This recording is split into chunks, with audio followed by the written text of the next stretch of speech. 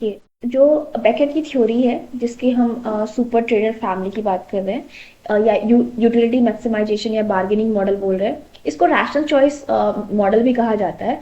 अब इन्होंने दिया कि हम परिवार में डिसीजन उस पे लेते हैं कि कैसे कैसे हम बेनिफिट निकाल सके परिवार का, कैसे कैसे जो दिमाग या तर्क वितर्क लगा के ऐसे चॉइसेस, ऐसे डिसीजंस ले सके जो बेनिफिट हो फैमिली की। इसी का क्रिटिक करते हुए एक पटेल हैं, उन्होंने राजस्थान के गांव में स्टडी किया और फाइंड आउट किया कि जो रैशनल चॉइस मॉडल है ना, वो राजस्थान के गांव में तो नहीं अप्लाई हो सकता। क्यों?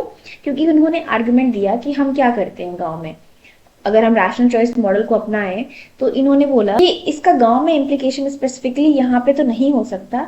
क्यों? क्योंकि चॉइसेस जो बेस्ड होती है ना, स्पेशली जो फर्टिलिटी बिहेवियर है, वो रैशनल चॉइस मॉडल पे बेस्ड नहीं होती। अब एक रैशनल चॉइस क्या हो सकती है? आप लड़का पैदा करो या लड़की पैदा करो घर में, मतलब तर्क वितर्क के आप रैशनल यूज करके, कि आपके घर में कुछ भी बच्चा पैदा हो, लड़का या लड़की, हम उसको पढ़ाएंगे लिखाएंगे, उसको काबिल बनाएंगे तो काम करेगा। ठीक है, ये रैशनल चॉइस आपकी हो सकती है।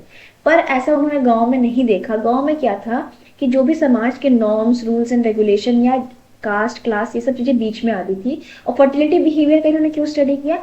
इनका मानना था कि जो फर्टिलिटी बिहेवियर होता है ना, वो काफी ज्यादा इस चीज पे होता है, वो मैक्सिमम यूटिलाइजेशन पे या रैशनल चॉइस पे नहीं होता, सिस्टमैटिक या समाज से कंस्ट्रक्टेड होता है। कि समाज में क्या होता है, आपको लड़का चाहिए लड़की, आप ज्यादातर गांव में देखेंगे तो लोगों का डिमांड होगा कि उनको लड़का चाहिए। अब वो लड़के के चक्कर में क्या करते हैं कि वो मल्टीपल, मतलब बच्चों को बॉर्न करते रहते हैं। इस वजह से कहीं ना कहीं यहाँ पे कोई रैशनल चॉइस मॉडल का प्रयोग ना होके एक समाज का सोशल कंस्ट्रक्ट जो है कि लड़का होना चाहिए, वही हमारा भला कर सकता है, उसकी तरफ एम्फोसिस होता है। जबकि कोई भी बच्चा हो, अगर उसको आप पढ़ाएंगे लिखाएंगे, वो कुछ भी, मतलब कुछ भी अच्छे से अपने करियर में करेगा तो लाभ होना ही है। आप एक पैदा करिए, दो दो लड़कियां भी वही वही काम कर सकती है जो दो लड़के करेंगे। तो इसका ये क्रिटिसिज्म करते हैं पटेल। उसके बाद गणेश ने 2001 में स्टडी की और उन्होंने पाया कि जो किनशिप स्ट्रक्चर है, किनशिप स्ट्रक्चर अगर आपको पता है तो कमेंट करिएगा, अगर आपको नहीं समझ में आता तो भी कमेंट करिएगा। मैं आपको किनशिप का काफी अच्छे से एक्सप्लेन करने वाला वीडियो बना दूंगी। बाकी प्लेलिस्ट में ही MSO004 के जाइएगा तो किनशिप वाला भी चैप्टर अपलोडेड है। ठीक है, तो इन्होंने मतलब परिवार का मॉडल समझ लीजिए, जिसमें आपके सारे मामा के साइड का परिवार आता है, पापा के साइड का परिवार आता है, किनशिप स्ट्रक्चर मॉडल समझ लीजिए, स्ट्रक्चर समझ लीजिए। अब ये बोलते हैं कि हम इसको ना एक लाइट में नहीं रख सकते कि ये नेगेटिव होता है या पॉजिटिव होता है। ये ऑप्रेसिव भी हो सकता है, सपोर्टिव भी हो सकता है, डिपेंड करता है कि आप किस तरीके के परिवार या समाज में या किस तरीके के खानदान में है। ठीक है, खानदान can be a right word kinship के लिए। बाकी आपको क्या लगता है किनशिप के लिए कौन सा सही शब्द है, वो भी बताइएगा कमेंट में। अब हम capabilities, wellbeing, agency and perception की बात करेंगे। 4 यहाँ पे टर्म्स हमने यूज किया है। अगर आप कैपेबिलिटीज की बात करें तो समझ लीजिए कि किसी भी कार्य करने की क्षमता। वेलबींग, किस तरीके से सब लोग ठीक रह सकते हैं। एजेंसी, हम सिंगुलर की बात करते हैं, ठीक है, एक सिंगल पर्सन का इम्पैक्ट। ठीक है, परसेप्शन, विचारधारा, पर्सपेक्टिव, इस तरीके से। अब इसको किस तरीके से हम समझेंगे, इसको देखते हैं। जितने भी ट्रेडिशनल इकोनॉमिक थ्योरीज है ना, अर्थव्यवस्था की, वो कहीं ना कहीं इस बात को देखने में अनदेखा कर देती हैं कि जेंडर इनइक्वालिटीज, स्पेशली जब भी डिसीजन मेकिंग की बात आती है, बहुत ज्यादा है। घर में किसको कितना अधिकार मिलता है कि वो अपने विचार रखे और कोई भी डिसीजन लेना है उसमें अपना मतलब पर्सपेक्टिव रखे या डिसीजन ले सकता है। आपने नोटिस किया होगा कि फैमिली के जो मेल है ना, उनको किसी भी चीज का निर्णय लेने का अधिकार होता है, जो महिलाओं को कम होता है। और ये ट्रेडिशनल इकोनॉमिस्ट जो है ना, ये इस बात को अनदेखा कर देते हैं, क्योंकि उस टाइम पे जब ये स्टडीज हो रही थी, मतलब अगर अर्थव्यवस्था को समझने की स्टडीज, अर्थव्यवस्था को घर में समझना है, उसकी स्टडीज हो रही थी, तो उस टाइम पे जेंडर का फिनोमेना नहीं आता। जैसे जैसे समाज इवॉल्व होता है तो हमारे अंदर नए विचार आने लगते हैं कि आप महिलाओं को सेम अधिकार मिल रहा है जितना पुरुषों को। जब ये फिनोमेना आए तो बहुत सारे न्यू थिंकर्स आते हैं, जिसमें से हमारे सेन एक मेजर थिंकर, इन्होंने कैपेबिलिटी अप्रोच दिया है, कैपेबिलिटीज अप्रोच दिया है। इसमें क्या बात करते हैं कि कैपेबिलिटी का मतलब क्या है, कि क्या कर सकता है पेपर, मतलब एक पर्सन के अंदर क्या क्षमता है करने की। ठीक है, कि किस प्रकार का उसको हेल्थ केयर मिल रहा है, किस प्रकार की उसको क्षमता मिल रही है। वेलबींग क्या है? Quality of life, basic needs, क्या उसको न्यूट्रिशन मिल रहा है, उसको सेफ्टी मिल रही है, क्या उसके पास इनफ पैसे हैं कि वो सर्वाइव कर सके। एजेंसी क्या है?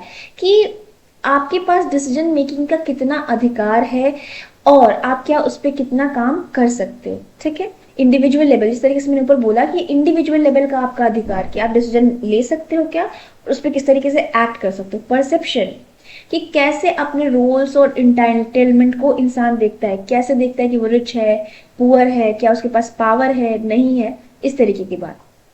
देखिए, इनका कैपेबिलिटी अप्रोच जेंडर, एजेंसी और वेल बीइंग पे डेवलप है। जिस तरीके से मैंने ऊपर एक्सप्लेन किया, ये सब को रिलेटेड है। अगर आपके पास कैपेबिलिटी, इस तरीके से समझिए, तभी आप कोई ना कोई जो भी आपके लाइफ के वेल बीइंग के डिसीजंस होते हैं वो ले सकते हो। अगर आपके पास कैपेबिलिटी है, आपके पास अच्छा एजुकेशन है, हेल्थ केयर है, आप अच्छे से पढ़ रहे हो, लिख रहे हो, जॉब कर रहे हो, तभी आप अपने जीवन में वो चीजें लेके आ पाओगे। सब को रिलेटेड है, वेल बीइंग कर पाओगे, आपका जीवन बेहतर हो पाएगा, आपको जो चीजें चाहिए, सेफ्टी, न्यूट्रिशन, ये सब मिल पाएगा। फिर इसके बाद क्या होगा, एजेंसी। एजेंसी कैसे, कि क्या आपको ये अधिकार है वेलबींग के बाद कि आपके लाइफ में क्या होना चाहिए, कैसे नहीं होना चाहिए, आप उसका डिसीजन ले सको और उस डिसीजन को फुलफिल भी कर सको, और आप अपने आप को इन सब चीज में कहाँ देखते हो, इस तरीके से भी आप समझ सकते हो। एंड डैश एंड निकोलस ने भी एक स्टडी की और उन्होंने पाया कि रूरल इंडियन जो वुमेन है ना, वो पर्सनल वेलफेयर के कॉन्सेप्ट से कहीं ना कहीं अपने आप को दूर रखती हैं और फैमिली को ज़्यादा इंपॉर्टेंस देती हैं देन वेलबींग। अब आप ये खुद की मम्मियों के साथ भी देख सकते हो, घर में बैठिए, क्या आपको लगता है कि मम्मी अपने बारे में सोचती है? बहुत रेयर मम्मियां मिलेंगी जो अपने पहले परिवार उसके बाद कोई चीज। तो ये इन्होंने इंडिया में स्टडी की थी, शाह पटेल एंड लैबो ने भी स्टडी की थी राजस्थान में, और बताया कि एल्डरली विमेन या मेन दोनों की बात इन्होंने की है कि वो इंडिविजुअलिस्टिक इकोनॉमिक क्वेश्चंस को कहीं ना कहीं उससे दूर रहते हैं, बल्कि फैमिली बेस्ड आइडेंटिटी पे रखते हैं। इसको सिंपली समझिए, हमारे दादाजी, दादी जी, इन लोगों की बात हो रही है। और जब भी बात आती है कि क्या करना चाहिए खुद के लिए और क्या करना चाहिए परिवार के लिए, तो उनका जो परिवार की तरफ एम्फोसिस है, फोकस होता है ना, वो ज्यादा होता है खुद की तरफ से। इसको सिंपल में इस तरीके से आप समझ सकते हैं। Social technology and corporation and conflicts की बात करें तो मार्क्स या कार्ल मार्क्स जो थे वो बिलीव करते थे कि जब भी हम प्रोडक्शन की बात करते हैं, ठीक है, तो कहीं ना कहीं वो जेंडर डिवीजन ऑफ लेबर पे होता है। इसको सिंपली ये समझिए, जब औरत घर पे अनपेड लेबर का काम करती है, तभी जाके पुरुष बाहर फैक्ट्रियों में काम कर पाते हैं। वो इस कॉन्टेक्स्ट में बात कर रहे थे कि किस तरीके से विमेन का जो अनपेड लेबर है वो कहीं ना कहीं कैपिटलिज्म को और पुरुषों को मौका देता है कि वो बाहर जाके काम कर सके। अगर आप एक सिचुएशन इमेजिन करिए जहाँ पे औरतें ये अनपेड लेबर नहीं करती, तो क्या पुरुषों के पास ये अपॉर्चुनिटी होती कि वो बाहर जाके काम कर पाए? अगर हम सोशल टेक्नोलॉजी एंड लेबर की बात करें तो मार्क्स ने हमें बताया था कि किस तरीके से जो इकोनॉमिक प्रोडक्शन है, किस तरीके से पूरी अर्थव्यवस्था, ये जो हाउस होल्ड लेबर, जो महिलाएं घर पे अनपेड लेबर करती हैं, उसी पे डिपेंडेंट है। हॉडिनॉट की एक बहुत ही फेमस 1996 की थ्योरी है जो बात करती है कि घरों में जो फूड डिस्ट्रीब्यूशन होता है, इवन रिच फैमिलीज की बात कर रहे हैं, वहां पे भी वो फेवर करता है मेन को, यानी मेन को बेटर खाना दिया जाता है और वुमेन को नहीं मिलता। और वो बहुत सारे कॉन्टेक्स्ट में होता है, अगर आप आसपास देखिए तो आपको खुद समझ में आ जाएगा। सिमिलरली गणेश की स्टडी में भी हमें देखने को मिलता है कि कैसे जो जेंडर आइडियोलॉजीज है ना, वो समाज के बहुत सारे लेवल्स पे लगती हैं, चाहे वो कास्ट से रिलेटेड हो, किनशिप से रिलेटेड हो, पेट्रियार्की से रिलेटेड हो। यानी हर जगह जेंडर का जो एस्पेक्ट है ना बहुत मैटर करता है, किस जेंडर के हो, किस कास्ट पे हो, किस क्लास पे हो, किस कास्ट पे हो, इस तरीके से। अगर हम किनशिप सिस्टम की बात करें तो हम तीन तरीके के किनशिप सिस्टम देखने को मिलता है। एक होता है पैट्रिलिनियल, मतलब किस प्रकार का आपका परिवार होगा, मतलब कौन उसमें प्रधान होगा किनशिप सिस्टम का। इसमें क्या होता है कि जब पैट्रिलिनियल, इसमें आपको नाम से पैट्री जहां पे भी दिखे तो आप समझ जाइएगा यहाँ पे हम मेल की बात कर रहे हैं, या पेट्रियार्की की बात करें, आपने पेट्रियार्की सुना होगा, जो वर्ड होता है ये मेल को दिखाता है। तो ये पेट्रिलिनियल सोसाइटी क्या होती है कि यहाँ पे जो प्रॉपर्टी है, इनहेरिटेंस है, फैमिली का जो भी है वो मेल को मिलेगा। यानी एक पापा जो है मतलब एक मेल है जो फादर है, वो अपने सन को प्रॉपर्टी पास ऑन करेगा, ठीक है। एंड इसका क्या होता है कि सन की प्रेफरेंस होती है, यानी वो लोग चाहेंगे कि जो बच्चा उनके घर में हो वो मेल हो, और डाउरी सिस्टम भी इस तरीके के सिस्टम में होता है। और ये इंडिया, चाइना में पैट्रिलिनियल सिस्टम आपको देखने को मिल जाता है। मैट्रिलिनियल की बात करें तो ये इसमें प्रॉपर्टी जो है वो फीमेल को मिलती है, यानी एक मदर जो है वो अपने डॉटर को देती है प्रॉपर्टी। और ये आपको केरला, मेघालय, केरला में भी सब जगह नहीं, कहीं कहीं, और मेघालय में भी कहीं कहीं, और वेस्ट अफ्रीकन ट्राइब्स में देखने को मिल जाता है। इसमें प्रॉपर्टी राइट वुमेन को होता है, पर मेल का डोमिनेंस होता है डिसीजन मेकिंग में। भले प्रॉपर्टी वुमेन को मिली है, पर ज्यादातर जो लड़की के भाई वगैरह होते हैं, मतलब मान लीजिए कि लड़के का मामा हो गया, बच्चे का मामा हो गया, वो डिसीजन मेकिंग करता है। फिर बाइलिनियल सिस्टम है जो कि वेस्टर्न सोसाइटी में देता है, देखने को मिलता है हमको। इसमें पेरेंट्स, दोनों पेरेंट्स कंट्रीब्यूट करते हैं, दोनों पेरेंट्स इनहेरिटेंस ले सकते हैं। इसमें ऑटोनॉमी ज्यादा रहती है, और लेकिन हमें workplace discrimination, unpaid labour वगैरह ये सब फिर भी देखने को मिलता है। अगर हम किनशिप की बात करें तो किनशिप पे मेजरली काम दूबे का है, तो जो हमें बताते हैं कि किस तरीके से अलग अलग परिवारों में किनशिप सिस्टम और रोल्स वगैरह, या इसको सिंपल समझिए कि वो बताते हैं हमें कि कैसे किनशिप सिस्टम हर जगह पे अलग अलग हो सकता है। और वहीं पे एक ICSSR का इसका फुल फॉर्म बताइए कमेंट में। स्टडी भी हमें मिलती है जेंडर इनइक्वालिटी भारत में किस तरीके से पैट्रियार्की और वो कास्ट सिस्टम के बेसिस पे देखते हैं। बेसिकली इन दोनों में हम देखते क्या है कि किस तरीके से किनशिप सिस्टम में, यानी पारिवारिक या हमारा जो खानदान है, इसके सिस्टम में एक तरीके से पुरुषों का ज्यादा डोमिनेंस देखने को मिलता है और महिलाओं को थोड़ा कमतर देखा जाता है।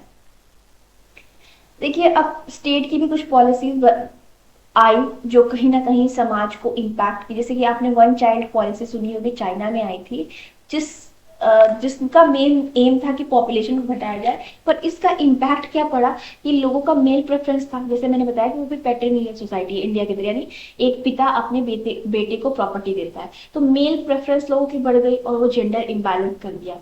जैसे पॉपुलेशन कंट्रोल पॉलिसीज कुछ कुछ इंडिया में भी आई हैं, तो कहीं ना कहीं फर्टिलिटी रेट, मैरिज एज और भी चीजें को इसने मतलब हमने एड्स वगैरह डाल के बहुत सारे लोगों को बर्थ कंट्रोल्स वगैरह की जो चीजें होती हैं उसके बारे में किया। बट यहाँ पे भी सेम सिचुएशन देखने को मिलती है कि मेल प्रेफरेंस ज्यादा है। बहुत सारे वेलफेयर प्रोग्राम्स भी आए जिसमें ग्लोबल लेवल पे आए, जैसे वुमेन एंड डेवलपमेंट की मैंने बात की थी, फिर जेंडर एंड डेवलपमेंट आता है, तो जो कहीं ना कहीं एक पॉजिटिव चेंज लाता है कि एजुकेशन और इकोनॉमिक सिचुएशन औरतों की ठीक होती है। ठीक है। उसके अलावा अगर हम बात करें तो अमर्त्य सेन ने काम किया है कि पॉलिसीज को हम ऐसा बनाएं जो कि हाउस के रिलेशनशिप या इनसाइड वो काफी चेंज कर सकते हैं। मतलब स्टेट की इंटरवेंशन, स्टेट की पॉलिसीज इस तरीके से आए जो वुमेन को एम्पावरमेंट दे दे, कहीं ना कहीं जो जेंडर रिलेशन है उसमें इंप्रूवमेंट हो आएगा। अग्निहोत्री ने स्टडी किया था कि किस तरीके से सेक्स रेशियो जो है वो डिक्लाइन कर रहा है, यानी मतलब मेल ज्यादा और फीमेल कम है, और मिसिंग वुमेन फिनोमिना भी हो रहा है, औरतों की जनसंख्या कम हो रही है। आपने देखा होगा, तो काफी इंप्रूव हो गई है। पहले हरियाणा और ऐसे कई सारे राज्यों में काफी ज्यादा होता था कि 1000 पे 800 लड़कियां हैं या 1000 पे 700 लड़कियां, तो बहुत डिस्पेरिटी देखने को मिली थी जेंडर्स के बीच में। बोल्सन सिवा ने भी स्टडी किया है कि कितना ज्यादा सिचुएशन जो है जेंडर का समय के साथ भारत में बिगड़ता रहा है उसके बारे में। तो इसके चैप्टर में आपको इतना चीजें लिखनी है, ये बहुत ही सिंपल चैप्टर है, आपको ज्यादा परेशान होने की जरूरत नहीं है। So thank you so much, all the best.